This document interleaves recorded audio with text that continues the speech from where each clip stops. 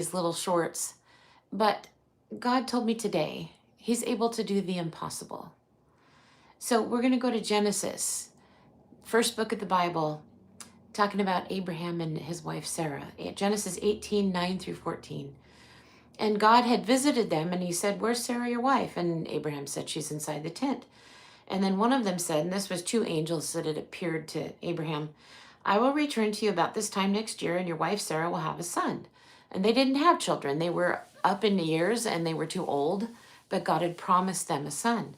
And Sarah was in the tent, and Abraham and Sarah were very old, and she was long past the time of having children, and she laughed to herself. And she's like, "How could I, a worn out woman, enjoy such pleasure, especially when my master, my husband, is old too?" And the Lord said to Abraham, "Why did she laugh? Why did she say, 'Can an old woman like me have a baby?' Is anything too hard for the Lord?" That's the key that I want you to remember. "I will return about this time next year, and Sarah will have a son." But the verse, is anything too hard for the Lord? So I don't know what you're facing. It could be anything. All of us have so many hardships and things in our lives. And sometimes we think, okay, there's nobody that can help me. It's impossible. This disease is incurable. This situation, it's impossible. What God says, is anything too hard for me, for the Lord? And I want you to remember that, because nothing is too hard for God.